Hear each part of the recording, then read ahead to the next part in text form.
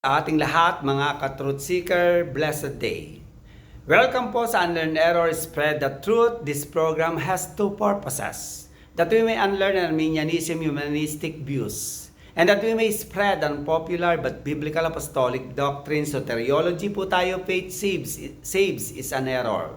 Part 6. Reason why faith saves is error. Na-discuss na po natin sa part 1 to 5 ang 8 dahilan bakit ang faith ay hindi nakakapagligtas.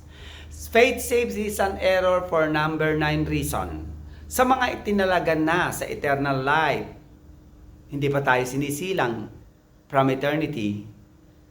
Ang saving faith ay naturalesang iiral sa panahon na nag-e-exist na tayo at nandito na tayo sa mundo.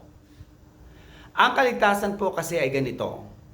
Una, inelect tayo ng Ama in eternity at ang inelect ng Ama ay tinalaga na ng Ama sa eternal life.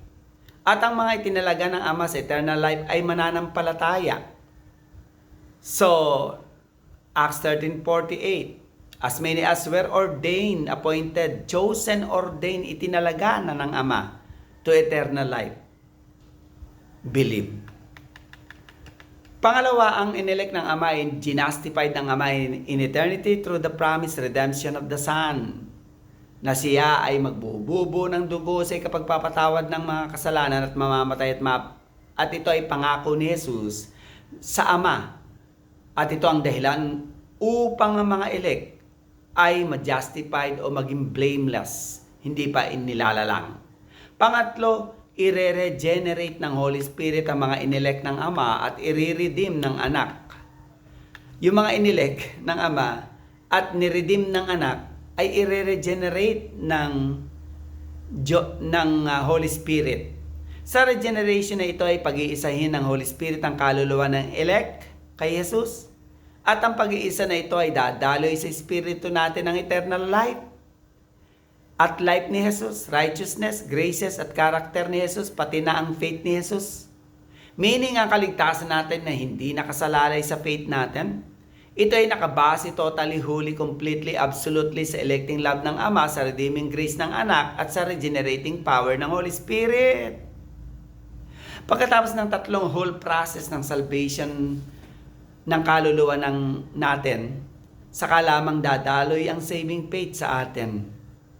So, hindi faith ang reason, root cause bakit tayo naligtas o nagkaroon ng eternal life. Number 10 reasons faith saves is an error because for number 10 reason, through physical birth, we enter the covenant of works and receive no provision for a savior or salvation. Sa panahon na lalangin si Adan at si Eva, mga ka-truth seeker, sila ay nasa kalagayang innocent, walang kasalanan, walang bahid ng kasalanan, meaning sila ay nasa kalagayang ligtas at hindi nangangailangan ng pagliligtas mula sa kasalanan. Si Adan at si Eva po ay nilagay ng Diyos sa ilalim ng covenant of works na kinakailangan nilang sumunod sa termino ng covenant at ito ay perfectly dapat masunod nila. Yung law, duty, responsibility ng covenant of works na ito para manatiling buo ang relasyon nila sa Diyos. Sila ay mananatiling anak ng Diyos hanggat sila ay sumusunod perfectly sa heart law ng Diyos na iniukit sa puso nila. At ang heart law na ito ay ang love God supremely at love others as ourselves. At ang pangako ng covenant of works sa perfect obedience ni Adan at ni Eva ay ang pagpapanatili sa kalagayang maayos na relasyon sa Diyos at pagpapanatili sa kalagayang ligtas sa kasalanan, ligtas sa puot ng Diyos, at ligtas mula sa kamandag ng kamatayan. Kaso, mga ka-truth seeker, mas pinili ni Adan at ni Eva na maging independent at sila'y sumuway at nagkasala at sila'y napasa ilalim sa sumpa ng covenant of works. At ang kabayaran ng kasalanan ay kamatayan, Romans 6:23, at alam naman po natin na may tatlong klase ng kamatayan. Number 1, ito yung spiritual na kamatayan o pagkahiwalay natin. Not necessarily sa presensya ng Diyos. Ito ay pagkahiwalay natin sa espesyal na pag-ibig at espesyal na grasya ng Diyos na nagbubunga ng kapahamakan at kaparusahan sa atin. Genesis 2:17, Ephesians 2:1. At kapag sinabi nating kaparusahan, ito ay nangangahulugan na ang lahat ng pangit na nangyayari sa atin ay bunga lamang ng kasalanan ng sinaunang tao o bunga ng mga maling desisyon at kasalanan natin o ng ibang nakapaligid sa atin. Ang pangalawang kamatayan po ay ang physical na kamatayan o pagkahiwalay ng kaluluwa sa katawan natin, James 2:26. Namamatay po ang tao hindi dahil nawalan ng dugo. Namamatay po ang tao dahil humiwalay ang kaluluwa sa tao.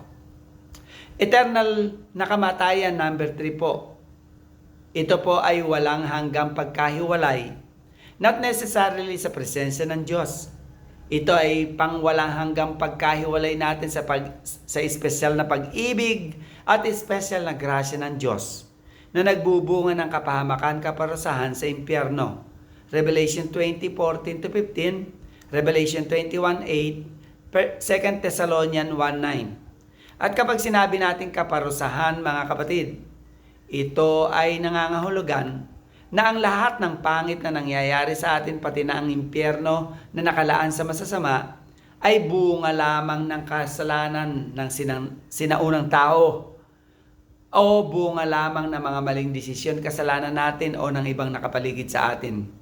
Ang eternal death ay tinatawag rin sa Biblia na second death. Si Adan bilang kinatawan, head, representative ng sangkatauhan sa ilalim ng Covenant of Works, anumang desisyonan ni Adan ay apektado ang lahat ng nilalang. Kaya na magkasala si Adan, tayo ay apektado na pa sa ilalim sa sin, death, spiritual corruption, at sa judicial condemnation. Romans 5:12, Romans 5:16 and 18. Lahat ng unregenerate sinner ay responsable, obligasyon o duty pa rin na perfectly manampalataya sa isang Diyos.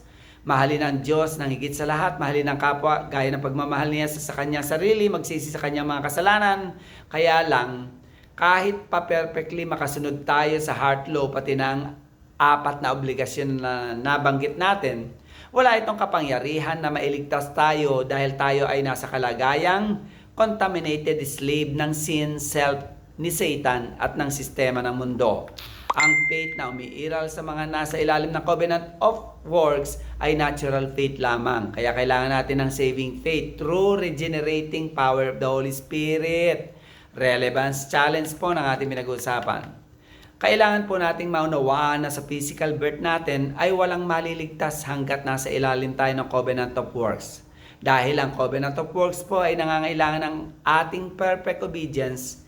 Isa pang problema, mga kapatid, tayo contaminated ng sin, slave ng sin. Kaya kahit sabihin pa nating perfect ang obedience natin, ito ay may bahid ng kasalanan, nangangailangan ng perfect obedience ng isang tao na walang bahid ng kasalanan. Si Jesus lang naman kasi yan.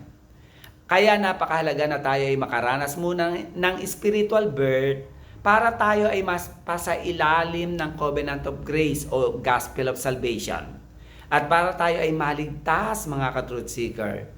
At kapag tayo ay regenerate o ligtas na, saka lamang tayo magkakaroon ng faith o saving faith na nagmumula sa Diyos. At ang saving faith na ito ay naturalesang nalalaki pa ng mga good work at godly work. Kaya inaasahan sa ating mga regenerate na naturalesang mahayag ang mga mabubuting gawa at progresibong lumago sa mga espiritual na usapin at magkaroon ng kauhawan sa mga espiritual na bagay.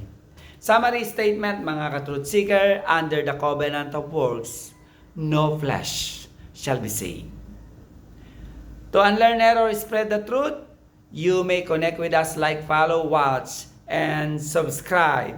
Good day and God bless po sa ating lahat.